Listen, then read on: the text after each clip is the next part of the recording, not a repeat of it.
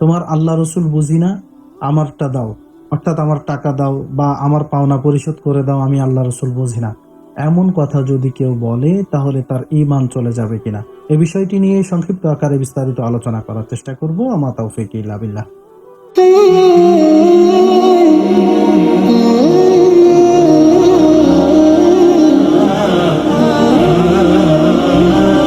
আসসালামু আলাইকুম ওয়া রাহমাতুল্লাহি ওয়া বারাকাতুহু। আলহামদুলিল্লাহি ওয়া কাফা ওয়া সালামুন আলা ইবাদিহিল্লাযিনা ইসতাফা, আম্মা বা'দ। সম্মানিত দর্শক শ্রোতা, প্রিয় দিনী ভাই বোন, আশা করি আপনারা সকলে ভালো আছেন, আমিও আলহামদুলিল্লাহ ভালো আছি।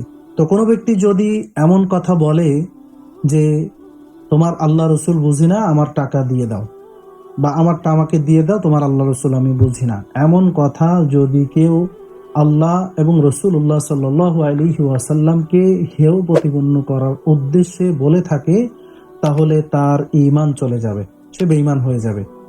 আর কেউ যদি কথার কথা বা এমনি মুখে অভ্যাসগত কারণে যদি সে বলে ফেলে, তাহলে তার ঈমান চলে যাবে না ঠিক, কিন্তু এমন কথা বলা থেকে আমাদের বিরত থাকতে হবে, সচেতন থাকতে হবে।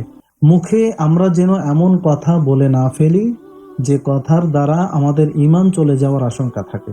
এজন্য সতর্ক থাকতে হবে, এমন কথা বলা থেকে বিরত থাকতে হবে। আশা করি আমরা বিষয়টি পরিষ্কারভাবে বুঝতে পেরেছি।